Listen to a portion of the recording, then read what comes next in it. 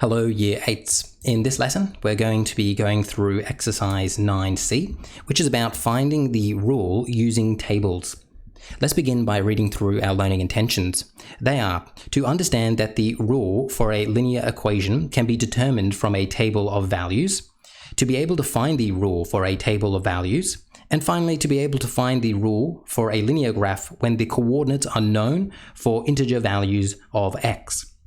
Okay, let's take a step back before we launch into our key ideas and really consider what we're going to be doing in this lesson. So here we are right here. In our last lesson, what we did is they gave us the rule. They gave us the rule, and from the rule, we were able to create a table of values. So they gave us the rule, and from the rule, we created a table of values. And remember, the way that we did that is we subbed in our x values and we got our y values out. So in this case, we subbed in our x values and then got the corresponding y value for each of them. So like this.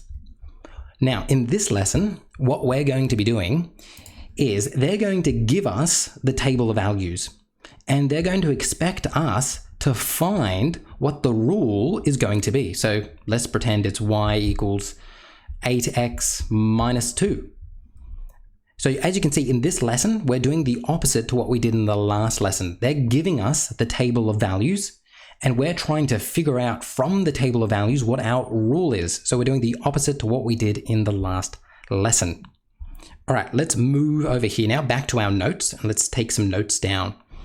The first thing that we need to do is appreciate that a linear rule has two components. The coefficient of x, so that is the number in front of x, and also the constant term. So that is the term at the end there, and it's a constant, meaning it doesn't have a pronumeral attached to it. So if we look at some examples here of some linear rules, as you can see, they all have a coefficient of x. So 2, or -3, or 9, they all have a coefficient of x.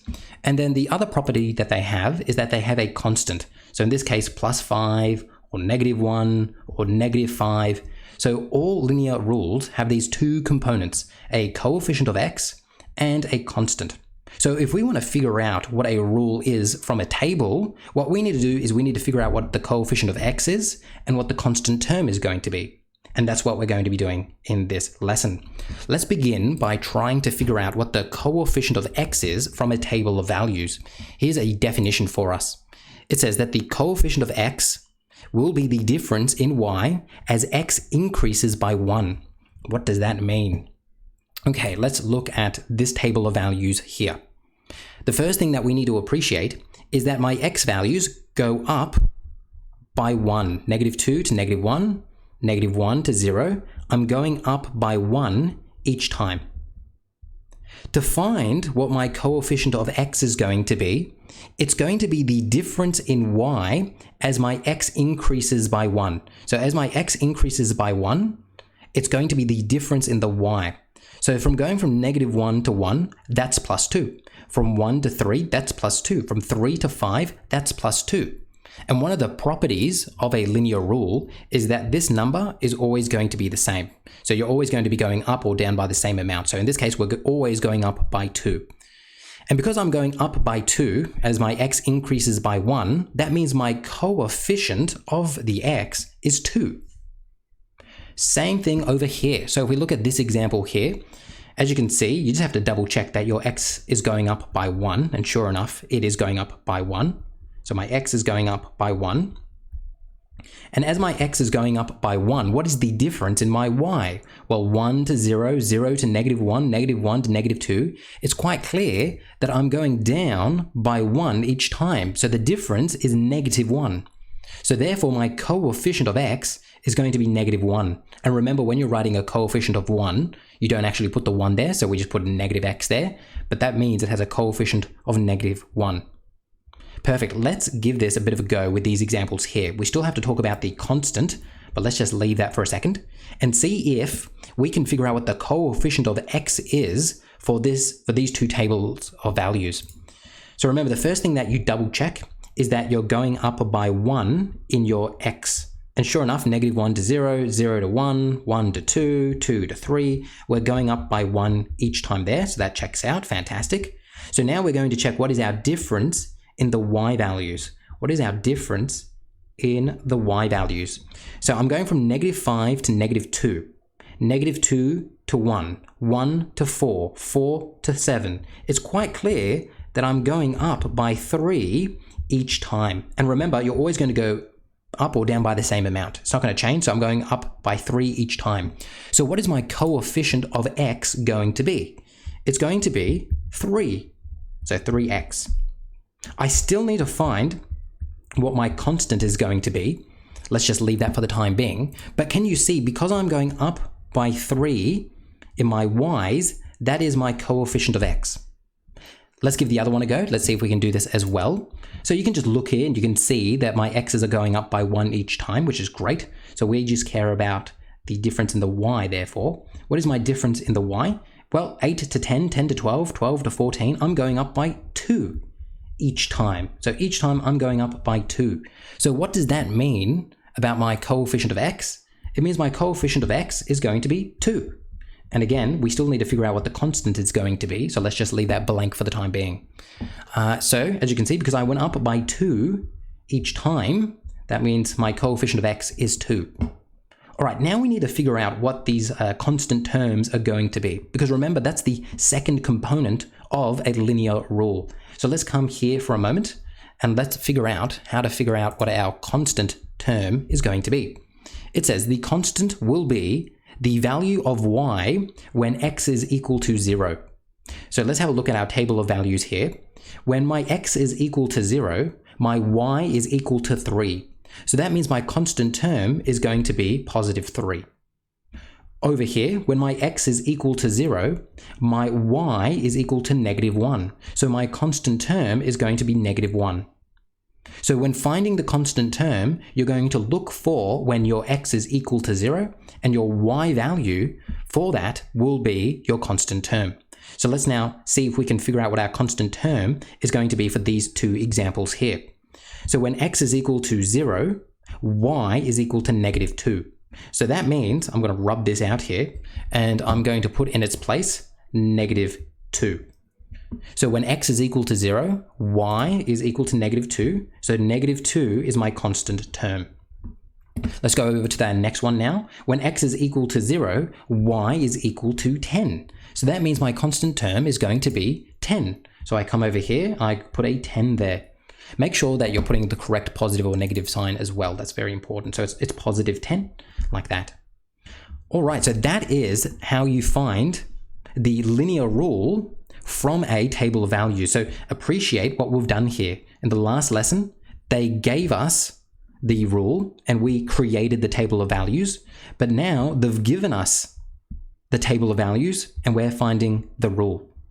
All right, let's do some more examples here. So we're going to do this totally. We're going to find both components of the linear rules for these two table of values. So let's give it a go. So the first thing that you check is that your x's are going up by 1, and they are. My x's are going up by 1. Negative 4, negative 3, negative 2, negative 1, 0. They're going up by 1. So I now need to figure out what is my difference in y. So what is my difference in y going to be? Well, I'm going from 9 to 5, 5 to 1, 1 to negative 3 to negative 7. It's quite clear that I'm going down by 4, or the way that we're going to write it, the difference is negative 4. So I'm subtracting 4 each time. So that means I'm going to get y is equal to negative 4x. And now I need to figure out what my constant term is going to be. Remember, the way in which you figure out what the constant term is going to be is by considering what your y value is when x is equal to 0. So when x is equal to 0, I have a y value of negative 7. So that means my constant term is going to be negative 7, just like that. So you find your constant term by finding what the y value is when x is equal to 0, and you find what your coefficient of x is going to be by finding the difference in the y as x increases by 1. All right, let's look at the next one here. Hopefully you can do this one for yourself. You might like to pause the video and give it a go. So my x's are going up by 1. Fantastic. What is the difference in my y values here? the difference in my y values from 2 to -1, -1 to -4, -4 to -7, I'm going down by 3 each time, so -3 each time here. So that means I'm going to get y is equal to -3x. Let me color code it. Color coding is very important. Whoopsie daisy. So because my difference in y is -3, the coefficient of x is -3, and then to find my constant term, I'm going to say when x is equal to 0, y is equal to 2, therefore my constant term is going to be 2. So I plus 2 here. Perfect. We have found the linear rules. So that's how you do it, people. That is how you do it. That is how you start from a table of values and figure out what the rule is going to be. So these are your answers. This is a very important skill. So if you're finding it tricky or you're still a bit shaky about it, make sure to come speak to me and we can discuss it more. All right, now we move on to these examples, and these are slightly different. We again need to figure out what the rule is going to be. So let's just approach it as normal, and then you'll see how it's a bit trickier. So let's first begin by finding what my coefficient of x is going to be. So for this, what is my coefficient of x going to be? Well, my x's are going up by 1 each time, 2, 3, 4, 5. That's great. So I just need to figure out what my difference in y is going to be. Well, I go from 5 to 7 to 9 to 11. So it's quite clear that I'm going up by 2 here. So that means because I'm going up by 2 each time, what is my coefficient of x going to be? My coefficient of x is going to be y is equal to 2x.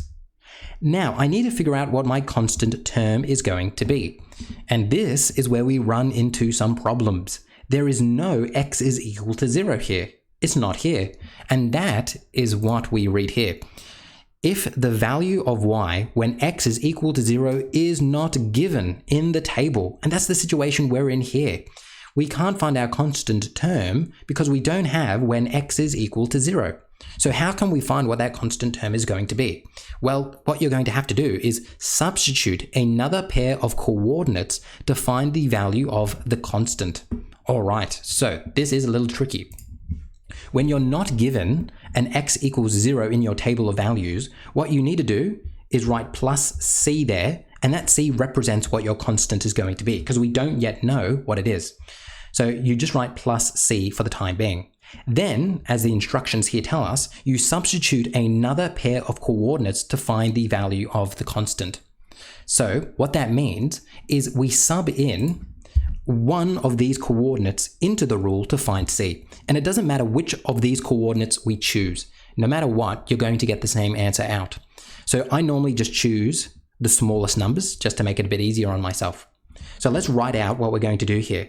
I'm going to sub in 2, 5 to find my, let's not write my c value. Let's just write to find my c, to find c. All right, next. Let's sub in. So sub in 2, 5 to find the c value. So in my y spot, I'm going to put a 5. In my x spot, I'm going to put a 2. So 2, and then in my x spot, I put a 2. Then I plus c here. 2 times 2 is 4. So I'm going to rewrite it now like that. And remember, I'm trying to find c. So this is where our knowledge of equations come into play. We're going to subtract 4 from both sides here. We're going to subtract 4 from both sides here.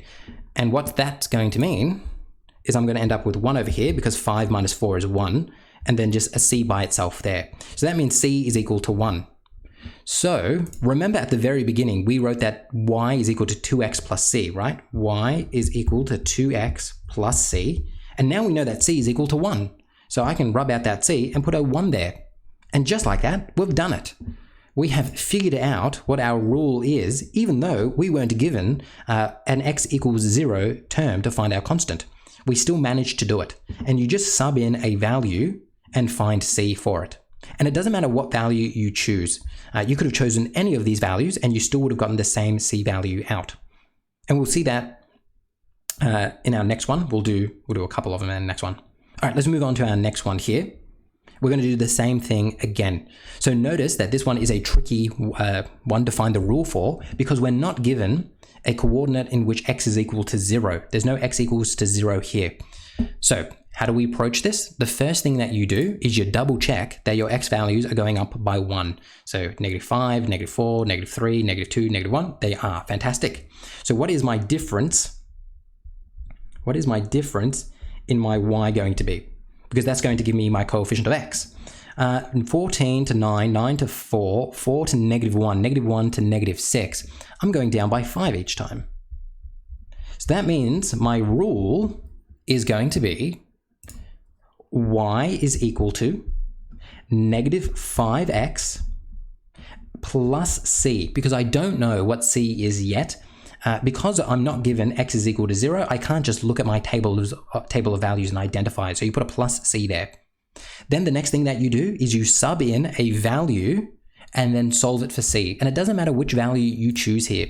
So I normally just choose the one with the littlest numbers just to make it easier for me. So -2 and -1. So I'm going to sub in -2, -1 to find c. So I put -1 into my y spot. I put -2 into my x spot. Now, what is -5 times -2? It's +10 plus c. And now I have to find what c is going to be. So I need to get rid of this 10, right? So to get rid of it, I have to subtract 10 from both sides. Fantastic. And that means I'm going to end up with -11 is equal to c. So remember, we started off with y is equal to -5x plus c. Y is equal to -5x plus c. And we've just figured out that c is equal to -11. So I can get rid of that c there and put a -11 in its place. And just like that, we have found our answer. Now, I just want to prove to you, you don't have to write what I'm about to write down, but I want to prove to you that it doesn't matter which coordinates you choose. You're always going to get out the same c value. So let's pretend for a moment that I chose this one instead.